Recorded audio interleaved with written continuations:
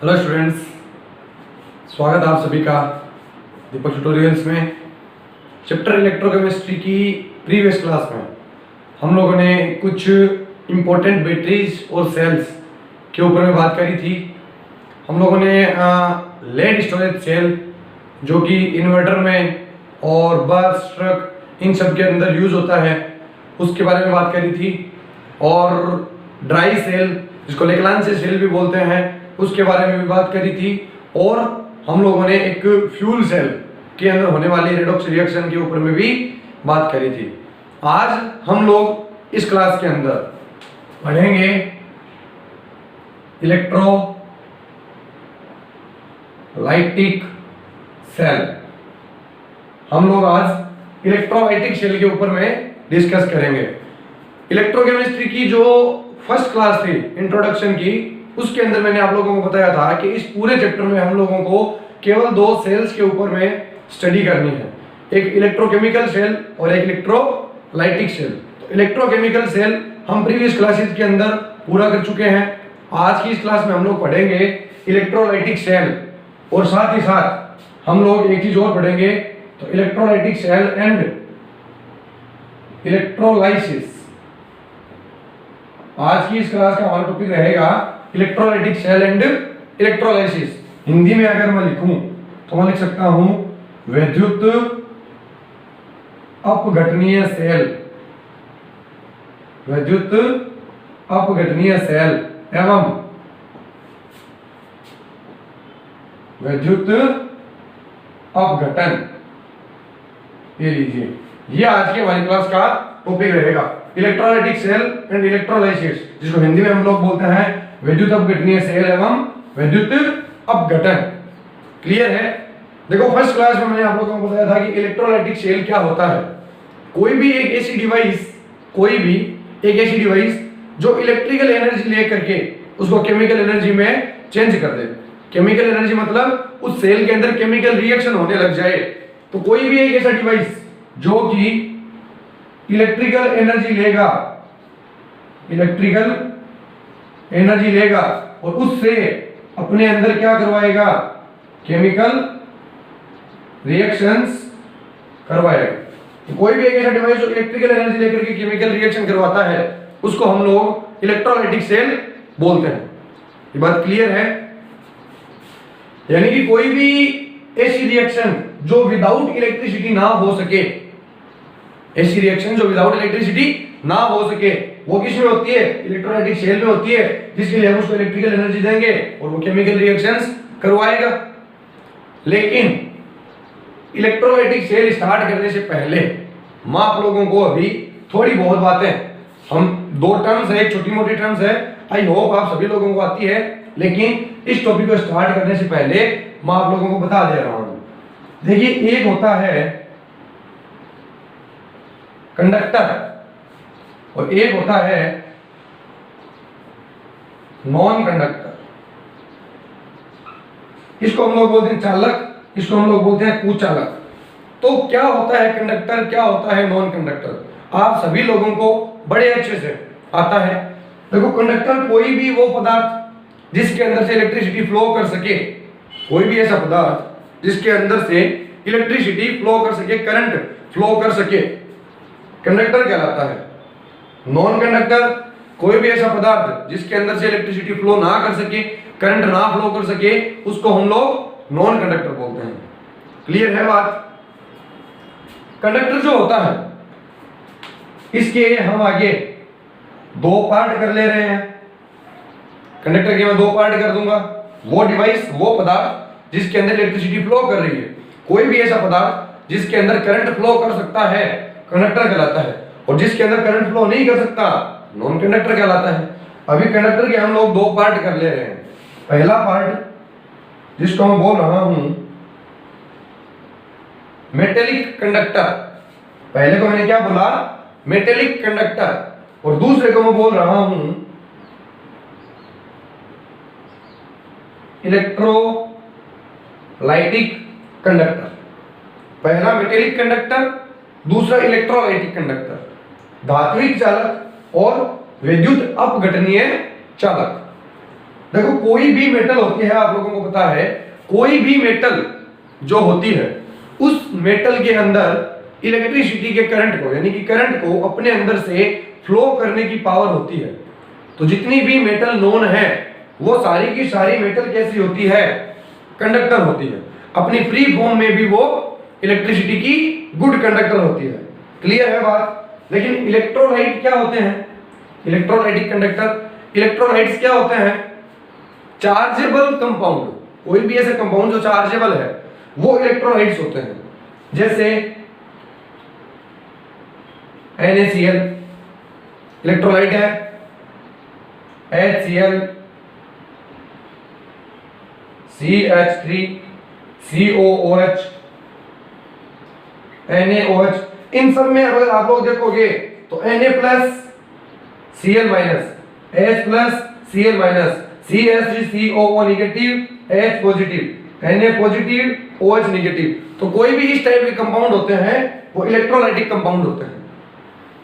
देखो कोई भी पदार्थ कब अपने अंदर से इलेक्ट्रिसिटी को फ्लो करने देता है, यानी कोई भी पदार्थ कब कंडक्टर होता है, तो जब या तो उसके अंदर फ्री इलेक्ट्रॉन्स प्रेजेंट हो या उसके अंदर फ्री आयंस प्रेजेंट हो।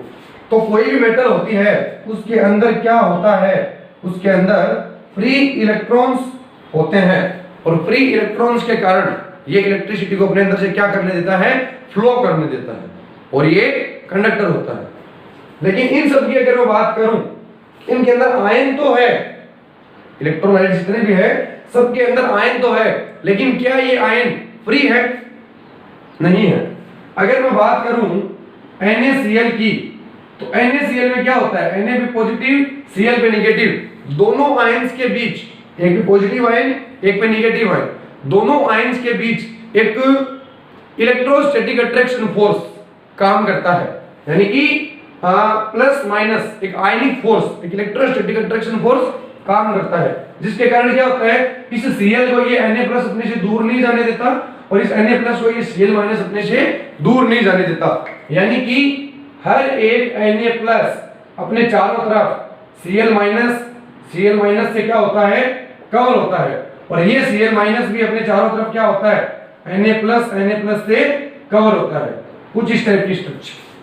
तो क्या यहाँ पर जो आयन है वो फ्री फॉर्म में है, नहीं है, यहाँ पे आयन फ्री फॉर्म में नहीं है। तो जो इलेक्ट्रोलाइटिक कंडक्टर होते हैं वो अपनी प्योर फॉर्म में कभी भी कंडक्टर नहीं होते, लेकिन एक्वस सॉल्यूशन में इलेक्ट्रिकल कंडक्टिविटी शो करते हैं। क्लियर है बात। जैसे NaCl अगर अपनी सॉलिड स्टेट में है तो कभी भी इलेक्ट्रिसिटी को फ्लो नहीं करेगा। क्यों नहीं करेगा, उसका रीजन यह है कि इसके अंदर Na प्लस और Cl माइनस है, लेकिन फ्री फॉर्म में नहीं है, और अगर फ्री फॉर्म में नहीं है तो ये इलेक्ट्रिसिटी को कंडक्ट कर नहीं सकता, विद्युत धारा का प्रवाह अपने अंदर से कर नहीं सकता। जब मैं इसका एक्वस सॉल्यूशन बना दूंगा तो आप लोगों को पता है, मैंने आप लोगों को सॉल्यूशन चैप्टर के वॉन हॉफ फैक्टर वाले के अंदर बताया था कि ये NaCl पानी के अंदर जाकर के डिसोसिएट होता है, तो ये बनाएगा Na प्लस Cl माइनस, तो डिसोसिएट हो गया, आयंस फ्री हो गए। अगर आयंस फ्री हो गए तो ये इलेक्ट्रिसिटी को अपने अंदर से कंडक्ट करेगा। ये बात क्लियर। तो कंडक्टर क्या होता है, वो पदार्थ जो विद्युत धारा को अपने अंदर से जाने देता है, इलेक्ट्रिसिटी को अपने अंदर से फ्लो करवाता है। दो टाइप के, मेटेलिक, इलेक्ट्रोलाइटिक। मेटेलिक जो होता है, सारी मेटल फ्री इलेक्ट्रॉन्स के कारण इलेक्ट्रिसिटी को अपने अंदर से फ्लो करवाती है, कंडक्ट करवाती है। इलेक्ट्रोलाइट्स क्या होते हैं, कोई भी चार्जेबल न्यूट्रल कंपाउंड, यानी कि जिन पे चार्ज भी है और न्यूट्रल भी है, ठीक है, ये कंपाउंड इलेक्ट्रोलाइट होता है। तो ये कंपाउंड अपनी फ्री फॉर्म में, अपनी सॉलिड स्टेट के अंदर तो इलेक्ट्रिसिटी को फ्लो करवाते नहीं अपने अंदर से, लेकिन एक्वस सॉल्यूशन के अंदर ये इलेक्ट्रिसिटी को अपने अंदर से कंडक्ट करवाते हैं, यानी कि इलेक्ट्रिसिटी के कंडक्टर होते हैं। इलेक्ट्रोलाइटिक कंडक्टर जो होते हैं, इसको फर्दर अपन तीन कैटेगरी में डिवाइड कर सकते हैं। इनको अपन तीन पार्ट्स में डिवाइड कर सकते हैं। वो तीन पार्ट्स क्या है देखिए, तो पहला है acidic, second one is basic and third one is neutral. ये 3 इलेक्ट्रोलाइटिक कंडक्टर के पार्ट्स हैं। एसिडिक का मतलब देखो मैं लिख सकता हूं HCl, तो HCl एसिडिक इलेक्ट्रोलाइट्स है। बेसिक NaOH बेसिक है। और अगर मैं न्यूट्रल की बात करूं तो NaCl। देखो चार्ज यहां भी इलेक्ट्रोलाइट्स ये भी है लेकिन एसिडिक है। बेसिक चार्ज यहां भी इलेक्ट्रोलाइट है लेकिन बेसिक है, और ये वाला न्यूट्रल है। तो क्या कंडक्टर होता है, क्या नॉन कंडक्टर होता है, कैसे वो इलेक्ट्रिसिटी को कंडक्ट करवाता है अपने अंदर से, ये सब कुछ क्लियर हो गया आप लोगों को। अभी हम 2 टाइप के इलेक्ट्रोलाइट्स की और बात करेंगे, फिर हम लोग अपने आज के टॉपिक की बात करेंगे इलेक्ट्रोलाइटिक सेल। तो देखिए आप लोग, देखो मैं आप लोगों को अभी वापस एक चीज बता रहा हूं। इलेक्ट्रोलाइट्स क्या होते हैं? इलेक्ट्रोलाइट्स अभी बताया था आपको मैंने, चार्जेबल कंपाउंड जो पानी के अंदर जाकर के या सॉल्यूशन के अंदर जाकर के डिसोशिएट हो जाते हैं। ये इलेक्ट्रोलाइट्स 2 टाइप के होते हैं। Number 1 strong electrolytes, number 2 weak electrolytes. Electrolytes को मैं बोलता हूं विद्युत अपघट्य। तो प्रबल विद्युत अपघट्य, दुर्बल विद्युत अपघट्य, यानी कि strong electrolytes, weak electrolytes. Strong electrolytes वो होते हैं जो सॉल्यूशन के अंदर जाते ही पूरे के पूरे डिसोसिएट हो जाते हैं। चैप्टर सॉल्यूशन के अंदर मैंने आप लोगों को बताया था कंप्लीट डिसोसिएशन और इनकम्प्लीट डिसोसिएशन। कोई भी ऐसे कंपाउंड जो कंप्लीट डिसोसिएशन शो करते हैं, जैसे NaCl है, NaCl के अगर आप लोग NaCl का एक को सॉल्यूशन बनाओगे, अगर आपने 1 मोल NaCl लिया तो 1 मोल Na प्लस 1 मोल Cl माइनस, ये आप लोगों को तुरंत से मिल जाएगा। यानी कि स्ट्रॉन्ग इलेक्ट्रोलाइट्स वो होते हैं जिनका आप एक को सॉल्यूशन बनाते हो तो वो तुरंत से पूरे के पूरे डिसोसिएट हो जाते हैं, यानी कि वियोजित हो जाते हैं। फिर आप सॉल्यूशन को कितना भी तन्नू करते जाओ, कितना भी आप लोग उसको डाइल्यूट करते जाओ, कोई फर्क नहीं पड़ेगा। क्यों? क्योंकि जब आपका सॉल्यूशन कंसंट्रेट था, सांद्र था, तभी ये पूरे के पूरे वियोजित हो चुके थे। लेकिन अब आप लोग डाइल्यूट करते जा रहे हो तो इनके वियोजन की दर पे कोई प्रभाव नहीं पड़ेगा, डिग्री ऑफ डिसोसिएशन पे कोई प्रभाव नहीं पड़ेगा। वीक इलेक्ट्रोलाइट्स जैसे CH3COOH, इसका क्या मतलब हुआ वीक का?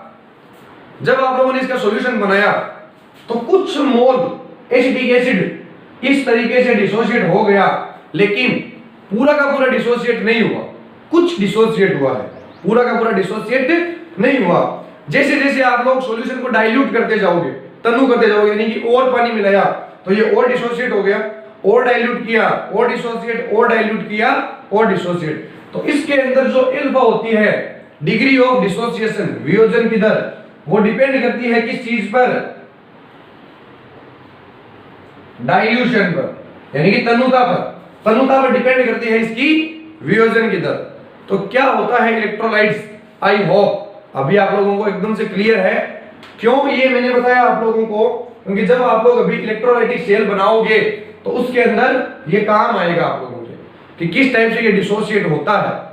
क्लियर है? आज की क्लास अपनी बहुत छोटी सी है, कोई बहुत ज्यादा बड़ी क्लास नहीं है। आज की इस क्लास में मैं आपको ओनली ये बताऊंगा कि इलेक्ट्रोलाइटिक सेल कैसे बनाते हैं और इलेक्ट्रोलाइसिस क्या होता है। इसको एक बार नोट करिएगा आप लोग। अभी हम लोग बात करेंगे फाइनली हमारी आज का क्लास का टॉपिक इलेक्ट्रोलाइटिक सेल। देखो इलेक्ट्रोलाइटिक सेल को बनाना बहुत इजी है, बहुत ज्यादा इजी है, कुछ नहीं करना आप लोगों को।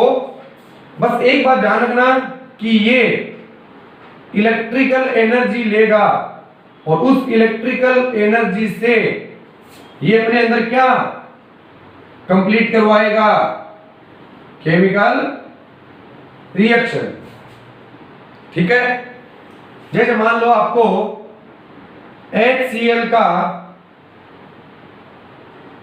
इलेक्ट्रोलाइसिस करवाना है। अभी आप लोग यहां पे ये भी समझ जाओगे इलेक्ट्रोलाइसिस क्या होता है। तो आप लोगों को इलेक्ट्रोलाइसिस करवाना है किसका, HCl का, ठीक है। इलेक्ट्रोलाइसिस करवाने के लिए हम लोग क्या यूज करेंगे, इलेक्ट्रोलाइटिक शेल। तो जनरली इलेक्ट्रोलाइटिक शेल का यूज किस लिए किया जाता है, इलेक्ट्रोलाइसिस करवाने के लिए, विद्युत अपघटन करवाने के लिए विद्युत अपघटनीय शेल का यूज किया जाता है। क्लियर? Sorry guys. तो अभी जब आप लोग HCl का इलेक्ट्रोलाइसिस करवाओगे तो देखो आप लोगों ने एक कंटेनर ले लिया, इस कंटेनर के अंदर आप लोगों ने दो क्या कर दिए, इलेक्ट्रोड लगा दिए। ध्यान से समझिएगा इस चीज को। ये लीजिए, आपने एक कंटेनर ले लिया, इस कंटेनर में दो इलेक्ट्रोलाइट्स लगा दिए और इस इलेक्ट्रोलाइट्स को आप लोगों ने एक बैटरी से क्या कर दिया, कनेक्ट कर दिया। ये बड़ा वाला जो है लाइन, इसको मैं पॉजिटिव इंड बोल रहा हूं और छोटे वाले को मैं निगेटिव इंड बोल रहा हूं, ठीक है। बड़ा बना ले रहा हूं थोड़ा डायग्राम को देखिए। हम लोगों को HCl का इलेक्ट्रोलाइसिस करवाना है। तो देखिए यहां बना रहा हूं डायग्राम सेल का, कैसे आप लोग इलेक्ट्रोलाइटिक शेल बनाओगे। एक कंटेनर लिया, इसके अंदर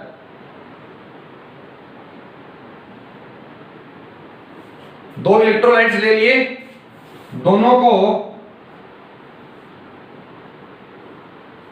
बैटरी से क्या कर दिया, कनेक्ट। ये बड़ा वाला पोल पॉजिटिव इंड, छोटा वाला नेगेटिव इंड। क्लियर? अभी यहां पर मैं इसके अंदर एक क्या ले लिया मैंने, ये मैंने ले लिया HCl। तो यहां पर मैंने ये ले लिया HCl, वो भी मोल्टन। मोल्टन का मतलब पहली बात तो HCl जो है वो ऑलरेडी लिक्विड के अंदर होता है, तो इसके मोल्टन की नहीं जरूरत HCl है। HCl ले लिया हम लोगों ने। अभी हम लोग क्या करेंगे, यहां से जब इस बैटरी को ऑन करेंगे तो इसके अंदर करंट फ्लो करेगा। क्या करेगा, करंट फ्लो करेगा। तो H प्लस Cl माइनस बन जाएगा अपने पास, H प्लस और Cl माइनस बन गया। अब आप लोग देखिए कि ये पॉजिटिव इंड है, तो ये Cl माइनस यहां चला जाएगा और ये H पॉजिटिव, ये निगेटिव इंड है तो ये यहां चला जाएगा। निगेटिव वाले को मैं क्या बोल रहा हूं, कैथोड। पॉजिटिव वाले को मैं क्या बोल रहा हूं, एनोड। देखिए मैंने आपको बताया था कि कई स्टूडेंट साइन वाइज याद रखते हैं इस चीज को कि माइनस वाला कैथोड और प्लस वाला एनोड होता है। ऐसा नहीं होता। इससे जस्ट पहले आप लोग इलेक्ट्रोकेमिकल शेल करके गए हो, वहां पे माइनस एनोड होता है। एक्चुअल में एनोड क्या होता है बताइए। एक्चुअल में एनोड वो होता है जहां पर ऑक्सीडेशन हो, जहां पर ऑक्सीडेशन हो। तो यहां पर ये वाला एनोड है जहां पर Cl माइनस जा रहा है। तो देखिए क्या होगा, इस Cl माइनस का ऑक्सीडेशन होगा तो ये Cl माइनस चला जाएगा Cl2 में और इसके लिए इसको दो इलेक्ट्रॉन डोनेट करने पड़ेंगे। बोलो क्लियर है ये बात। एनोड के ऊपर ऑक्सीडेशन हो गया। देखो एनोड ये वाला लिया है मैंने, यहां पे Cl माइनस जा रहा है तो Cl माइनस ने दो इलेक्ट्रॉन डोनेट करे, Cl2 बना ली। ये दो इलेक्ट्रॉन इस H प्लस को मिलेंगे। तो कैथोड पे देखिए आप लोग क्या होएगा, तो कैथोड पे होएगा रिडक्शन। कैथोड पे रिडक्शन होगा, H प्लस आ रहा है यहां पे तो ये H प्लस मैं दो और दो ले लूं ताकि यहां मेरे को हाफ ना करना पड़े। अगर एक Cl लूंगा तो हाफ Cl2 करना पड़ेगा। तो दो ले लिया मैंने, क्लियर है बात। ये H प्लस जाएगा H2 में और इसके लिए इसको दो इलेक्ट्रॉन गेन करने पड़ेंगे, जो दो इलेक्ट्रॉन ऊपर में डोनेट करके गए। अभी इन दोनों रिएक्शन को आप लोग जोड़ दो तो ये दो इलेक्ट्रॉन से दो इलेक्ट्रॉन कैंसिल, 2H प्लस। देखो H प्लस और Cl माइनस क्या बन जाएगा, HCl। तो 2HCl से H2 और Cl2 मिल जाएगी। तो अभी आप लोगों ने इस इलेक्ट्रोलाइटिक सेल से क्या किया, HCl का इलेक्ट्रोलाइसिस करवा दिया, HCl का विद्युत अपघटन करा दिया, जिससे आपको हाइड्रोजन गैस मिल गई और क्लोरीन गैस मिल गई। ये बात क्लियर है। हाइड्रोजन गैस कहां से मिलेगी, कैथोड से, तो ये कैथोड यहां से H2 गैस बनती जाएगी, यहां से Cl2 गैस बनती जाएगी। ये गैस कब तक बनती जाएगी, ये प्रोसेस तब तक होता रहेगा जब तक ये परिपथ बंद है। पहली बात, ये परिपथ आपका सर्किट बंद होना चाहिए। नंबर 2 बात कि यहां पर HCl पूरा समाप्त नहीं हो जाए। आप लोग नोट कर सकते हो इसके अंदर कि धीरे धीरे HCl कंज्यूम होता जाएगा, खर्च होता जाएगा, बदले में आपको H2 और Cl2 गैस मिलती जाएगी। जब ये HCl पूरा खत्म हो जाएगा, क्या तब आप लोगों को H2 और Cl2 मिल जाएगी? नहीं मिल सकती।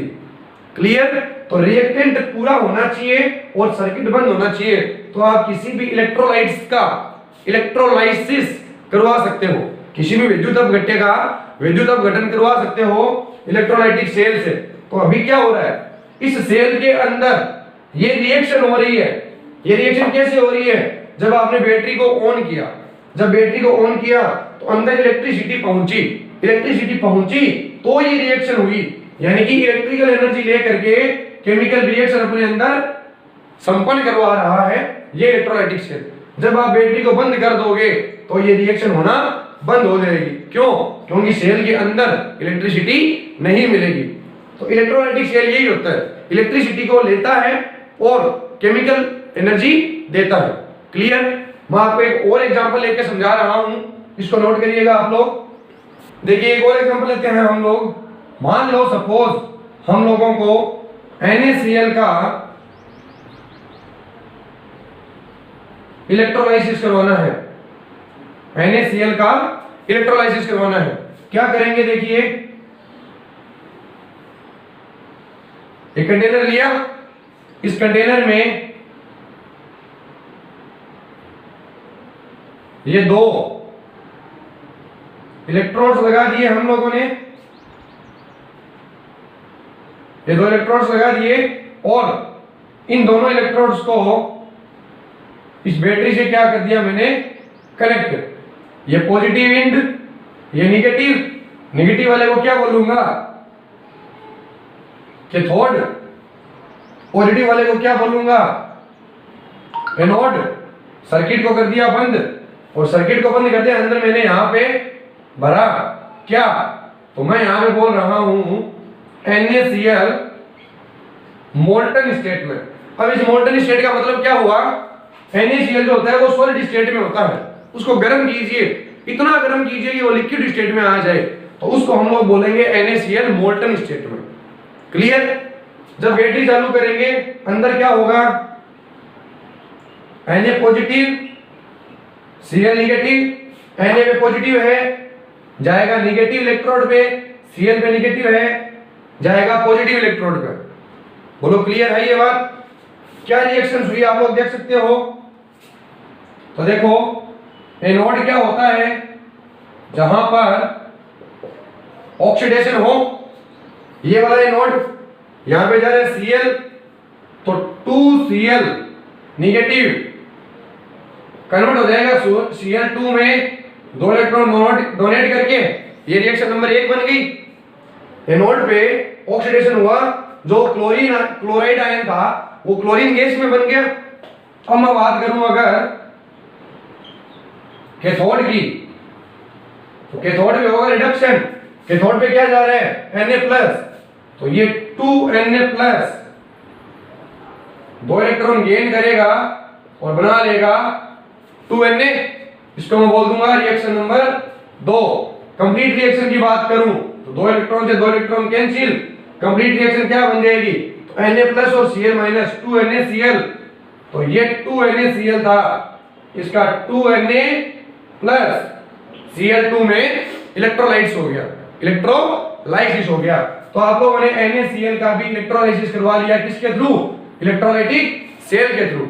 इस सेल के अंदर ये रिएक्शन चल रही है, लेकिन ये रिएक्शन तभी तक चल सकती है जब तक इसके अंदर इलेक्ट्रिसिटी मिल रही है। जब इसको इलेक्ट्रिसिटी मिलना बंद हो जाएगी, जब हम ये सेल बंद कर देंगे तो ये रिएक्शन होना भी बंद हो जाएगी। और अगेन आप लोग समझ सकते हो इलेक्ट्रोलाइटिक शेल क्या होता है, जो इलेक्ट्रिकल एनर्जी लेता है और केमिकल एनर्जी बनाता है। क्लियर है ये बात? कोई डाउट यहां तक? इसको नोट कीजिए। एक और चीज बढ़िया मैं आप लोगों को बता रहा हूं, देखिए अभी हमने HCl का इलेक्ट्रोलाइसिस कर लिया, NaCl का इलेक्ट्रोलाइसिस कर लिया।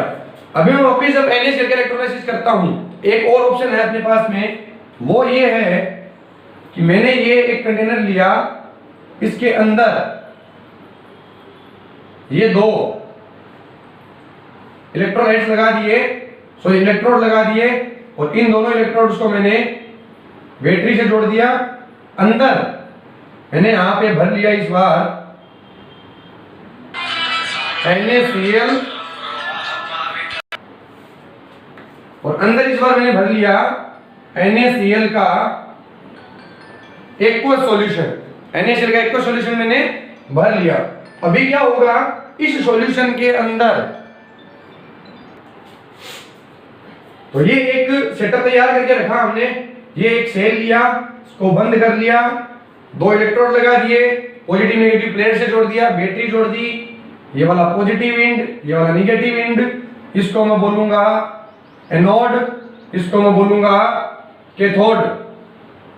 अभी क्या होगा, Na पॉजिटिव है, Cl नेगेटिव है, Cl नेगेटिव जाएगा इधर, Na पॉजिटिव जाएगा इधर।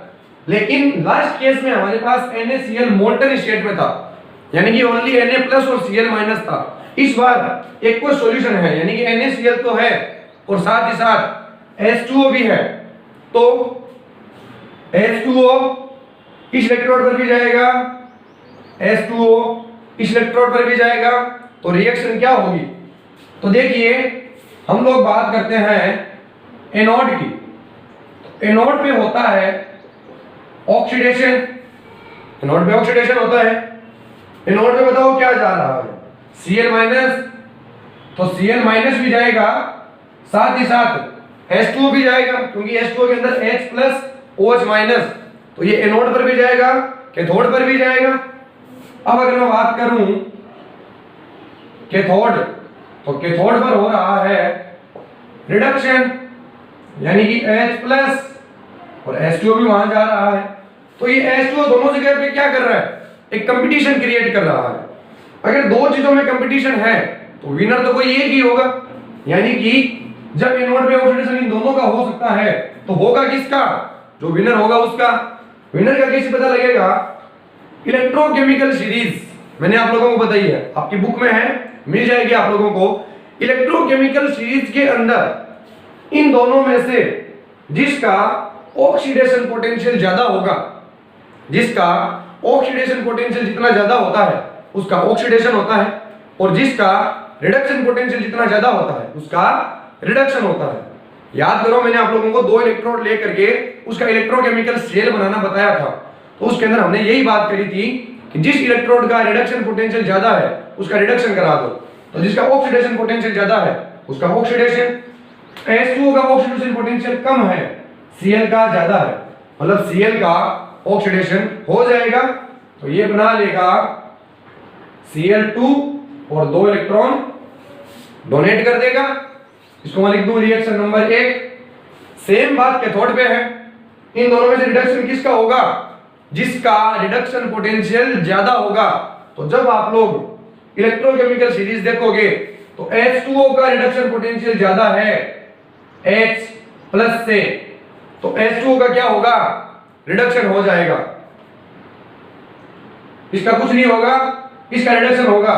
तो ये क्या करेगा, दो इलेक्ट्रॉन लेगा, रिडक्शन हो रहा है मतलब ऊपर जो दो इलेक्ट्रॉन डोनेट किए हैं उसको ये एक्सेप्ट करेगा। H2O में होता है HOH, तो ये H जो है, देखिए इसको मैंने 2 Cl लिखा है तो यहां पर भी मैं 2H2O लिख दे रहा हूं, तो ये 2H जो है ये तो कन्वर्ट हो जाएगा H2 में प्लस, ये 2 OH दो इलेक्ट्रॉन एक्सेप्ट करेंगे और बना लेंगे 2OH माइनस।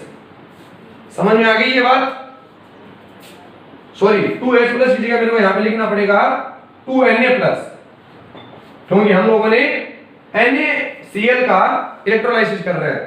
तो Cl माइनस इधर जा रहा है, Cl और H2O दोनों में से इसका ऑक्सीडेशन पोटेंशियल ज्यादा है, तो इसका ऑक्सीडेशन हो जाएगा। Na और H2O में से H2O का रिडक्शन पोटेंशियल ज्यादा है, तो इसका रिडक्शन हो जाएगा। कंप्लीट रिएक्शन क्या बनेगी, तो देखिए ये 2Na+ और 2Cl, 2NaCl plus 2H2O, 2H2O clear है। ये दोनों मिलकर के बना लेंगे Cl2 plus H2 plus 2OH minus. ये लीजिए, जो Cl था Cl2 बन गया, H2O था वो H2 बन गया और 2OH माइनस बन गया। अब इस 2OH माइनस का आगे क्या होगा, तो ये Na+ के साथ मिलकर के NaOH और इनकी स्टेट में बाहर निकल जाएगा। तो ये होता है इलेक्ट्रोलाइटिक सेल और इलेक्ट्रोलाइसिस। कोई भी केमिकल रिएक्शन जो इलेक्ट्रिसिटी की प्रेजेंस में कंप्लीट होती है उसको हम लोग बोलते हैं इलेक्ट्रोलाइसिस, और वो होती है इलेक्ट्रोलाइटिक सेल के अंदर। तो कैसे हम लोग इलेक्ट्रोलाइटिक सेल बनाते हैं, एकदम से इजी है। एक कंटेनर लेना है, 2 इलेक्ट्रोड लगाने हैं, जिसका इलेक्ट्रोलाइसिस करवाना है उसको अंदर भर लेना है। एनोड में होने वाली रिएक्शन लिख सकते हो, कैथोड में होने वाली रिएक्शन लिख सकते हो, और कंप्लीट रिएक्शन लिख सकते हो। ध्यान ये रखना है कि ये कंप्लीट रिएक्शन जो होती है ये केवल तभी तक हो सकती है जब तक उस सेल के अंदर इलेक्ट्रिसिटी मिल रही है। जब इलेक्ट्रिसिटी मिलना बंद हो जाएगी तो ये रिएक्शन होना भी बंद हो जाएगी। आगे की क्लास में हम लोग पढ़ेंगे इलेक्ट्रोलाइटिक सेल के ऊपर फैराडे ने 2 बहुत ही इंपॉर्टेंट लॉ दिए थे अपने, जिसको हम बोलते हैं फैराडेज लॉ, फैराडे के नियम। 2 नियम है, दोनों नियम की बात हम लोग आगे की क्लास में करेंगे। आज की क्लास में इतना ही, जिसके अंदर आप लोग इलेक्ट्रोलाइटिक सेल बनाना सीखोगे और ये सीखोगे कि इलेक्ट्रोलाइसिस क्या होता है। तो आई होप जो आज का टॉपिक मैंने पढ़ाया सभी को क्लियर है। अगर समझ में आ गया तो अपने फ्रेंड्स में इसको शेयर कीजिए ताकि वो लोग भी अच्छे से इन टॉपिक्स की तैयारी कर सके। Thank you for watching.